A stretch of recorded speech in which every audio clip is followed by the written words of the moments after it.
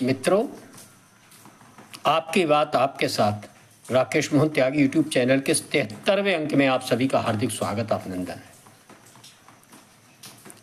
मित्रों, कल के 72वें अंक में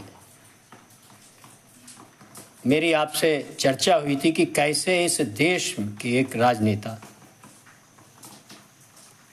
भेड़िया आया का झूठा अनर्गल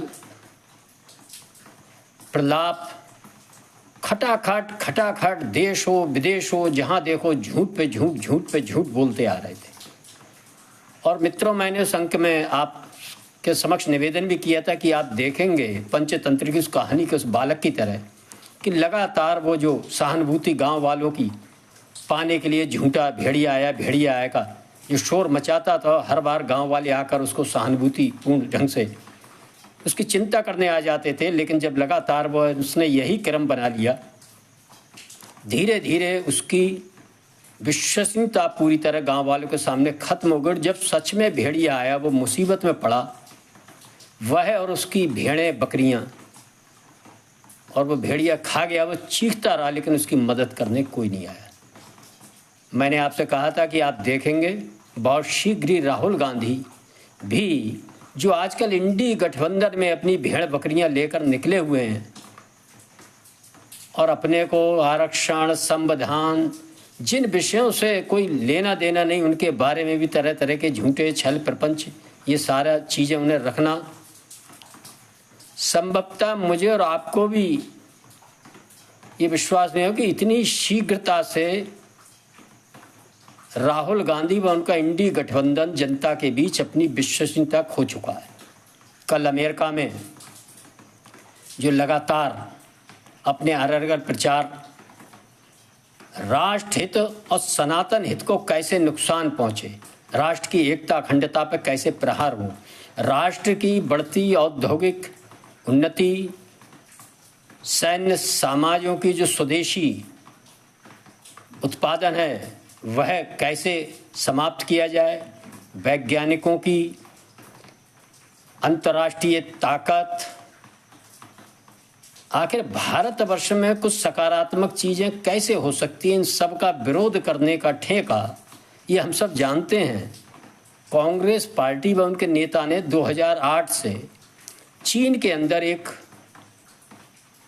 बाकायदा लिखित में एक अनुबंध करके, और उसी के बाद इन्होंने ऐसा ठेका सा ले लिया, देश का विदेश का अंतर्राष्ट्रीय कोई मंचों भारतवर्ष की सारी उन्नति को रोकने के लिए तरह तरह की बातें करते हैं। मित्रों, इसी क्रम में कल उन्होंने अपने केवल एक बड़े परिवार में पैदा होने के कारण, प्रधानमंत्रियों के परिवार में पैदा होने के कारण, उससे जो अहंकार पैदा होता है, उस अहंकार के वशीभूत होकर, और मैं इसको वशीभूत अहंकार भी नहीं कहता, मैं ये मानता हूँ कि जो स्क्रिप्ट है उनको जो दी जाती है कि इस विषय पर बोलना है, एक जमूरे की तरह जो बाजीगर, अंतर्राष्ट्रीय बाजीगर हो, चाइना हो चाहे पश्चिमी राष्ट्र हो, जो भारत की उन्नति से में बाधा उत्पन्न करने के लिए कुछ जमूरे हर जगह छोड़ रखे हैं, हर देश में। वो आपने देखा हमारे बराबर में बांग्लादेश में उन्हीं जमूरों के द्वारा बांग्लादेश का क्या हाल किया गया।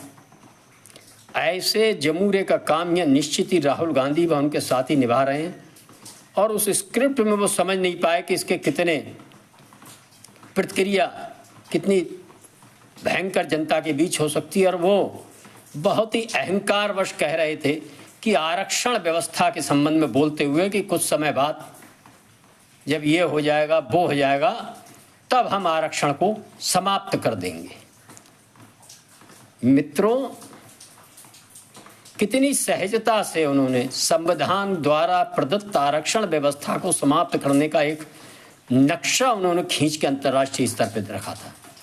ये सब देखकर निश्चित ही पिछले लोकसभा चुनाव में जो उनके झूठा भेड़िया आया कि सहानुभूति प्राप्त थोड़ी सी कर ली थी, जनता ने उन्हें कुछ सहानुभूति के रूप में कुछ अधिक सीटें दे दी थी। इस कारण उन्होंने इसी भेड़िया आया झूठे छल प्रपंच प्रलाप को ही अपना एक लोकसभा चुनाव के बाद एक माध्यम बना रखा। आप सबने देखा होगा कि कैसे उन्होंने लोकसभा के अंदर सनातन हिंदू को हिंसक, हिंसा और विभिन्न देवी देवताओं के चित्र लोकसभा के अंदर रखकर एक अजीब सा दृश्य प्रस्तुत किया था। बात होना थी बजट सत्र पर, गरीबों के लिए बजट में क्या मिला, क्या नहीं मिला, क्या मिलना चाहिए था, और वह बात कर रहे थे सनातन हिंसा। उन्होंने देखा कि इस पे कोई प्रतिक्रिया, जिस समाज को, सनातन समाज को, हिंदू समाज को हम हिंसक और हिंसा में लिप्त बता रहे थे, उनको नहीं मालूम वो बहुत शांत प्रिय समाज है। वह ऐसे कुछ जमूरों की बातों पर ज़्यादा ध्यान नहीं देता।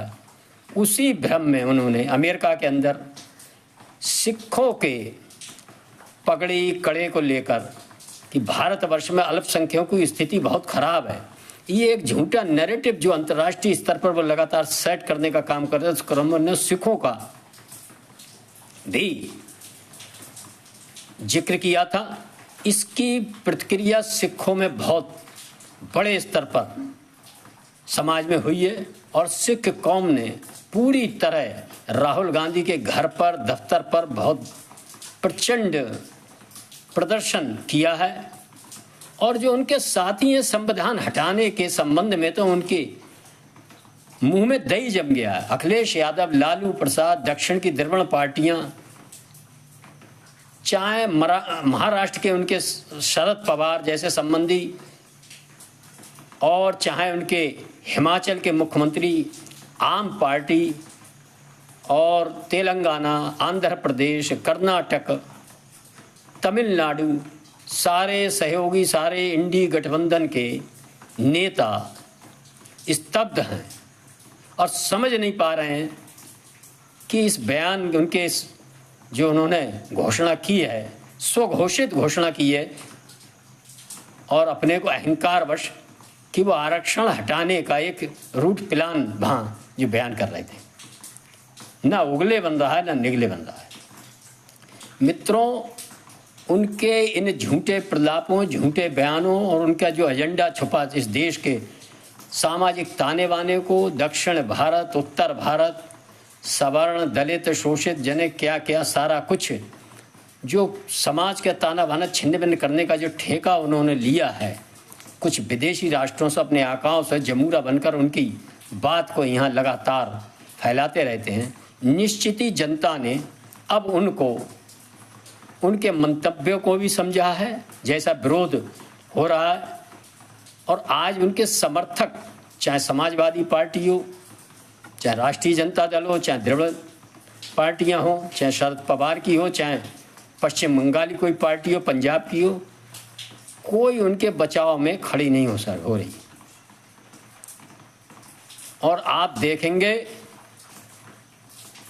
एक पंचतंत्र की कहानी के माध्यम से मैं आपको इस विषय को बताना चाहूँगा। इसका नाम है पुनः मूषको भव। मित्रों, एक बहुत पहुँचे हुए संत साधु जंगल में रहते थे। वो एक बार सूर्य को तर्पण कर रहे थे स्नान के बाद। एक कौवे के मुंह से एक छोटी सी चुईया का बच्चा छूट के उनके हाथों में गिरा, दर्द से तड़पड़ा रहा था।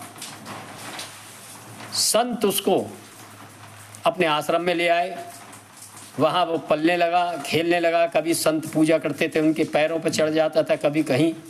इस तरह से वो बढ़ रहा था। उनके जो शिष्य रहते थे उनके बीच भी। एक दिन बिल्ली आई, उस पर झपटी। वो संत के आश्रय में गया और बोला, साहब मुझे बिल्ली से बचाओ, मुझे बड़ा डर लग रहा है, मुझे खा जाएगी।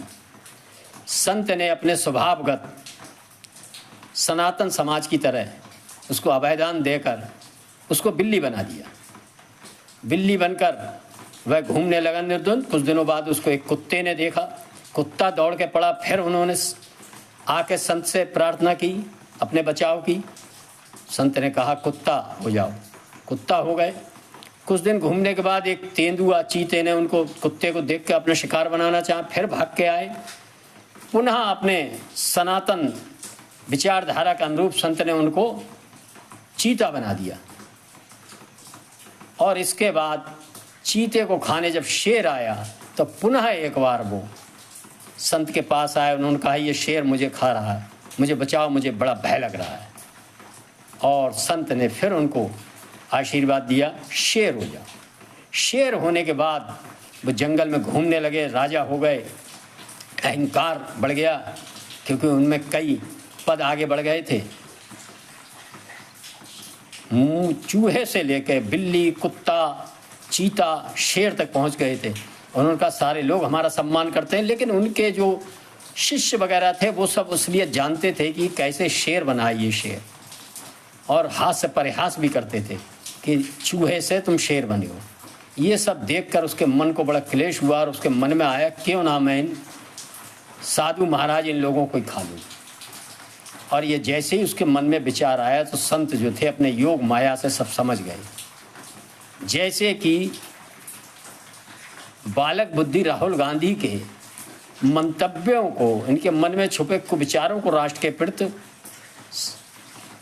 आरक्षण के प्रति, संविधान के प्रति कितना सम्मान है, ये कल की उनकी पल के परसों 2-3 दिन में अमेरिका के अंदर की हुई बातों से आप सबने देखा, महसूस किया। इसी प्रकार संत भी समझ गए और उन्होंने तुरंत जैसे ही उन्होंने हमला करने का संत पे शेर ने प्रयास किया, उन्होंने कहा पुनः मूषको भव, और पुनः चूहे के रूप में प्राप्त हुए।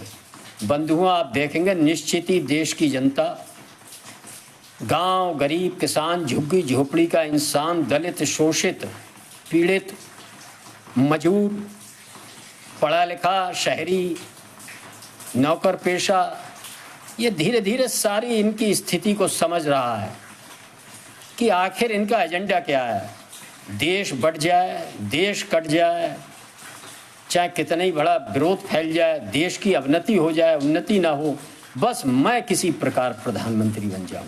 क्यों बन जाऊं? क्योंकि मेरा परिवार में प्रधानमंत्री ही बनकर लोग पैदा होते हैं। ये एक जो भाव है, इसके लिए कैसे उन्होंने पाकिस्तान की ISI, चाइना व अन्य भारत राष्ट्र विरोधी, सनातन विरोधी तत्वों के साथ देश के अंदर और विदेशों में एक जो गठबंधन सा तैयार किया, इसको हम सब लोग समझें और महसूस करें। और जाने अनजाने में जिन लोगों ने उनके आरक्षण बचाने, संविधान बचाने का झूठा जो प्रलाप भेड़िया है का करके वोट दिया है, वह निश्चित ही आज अपने को ठगा सा महसूस कर रहे होंगे। आप कर्नाटक व हिमाचल की स्थिति देख रहे हैं कि वहाँ आज सरकारी कर्मचारियों को पेंशन तो छोड़िए, तनख्वाह देने में दिक्कत आ रही है। इस तरह का आर्थिक कुप्रबंधन और ये सब इन्होंने जो खड़ा किया है, ये हम सबको समझ में आना चाहिए। और सिखों व अन्य जनता की जो प्रतिक्रिया नज़र आ रही, उससे निश्चित ही जनता ने निर्णय ले लिया है कि इनको पुनः 99 से जहाँ से ये चले थे, पुनः मूषको भव करने का निर्णय लिया है। और मेरा आप सभी से अनुरोध है कि कल का भेड़िया आया अंक भी ज़रूर सुने, और यदि ये अंक भी आप पूरा सुनकर इसको लाइक करें, शेयर करें, तथा जिन बंधुओं ने सब्सक्राइब किया उनके लिए मैं बहुत बहुत धन्यवाद देता हूं, तथा जिन मित्रों ने अभी तक आपकी बात आपके साथ राकेश मोहन त्यागी यूट्यूब चैनल को सब्सक्राइब नहीं किया है, मेरा अनुरोध है कृपया सब्सक्राइब करें और इन जनहित के मुद्दों को ज़्यादा से ज़्यादा शेयर कर अपनी राय कमेंट्स के माध्यम से ज़रूर देने का काम करेंगे। धन्यवाद। जय श्री राम, जय श्री वाल्मीकि भगवान, भारत माता की जय।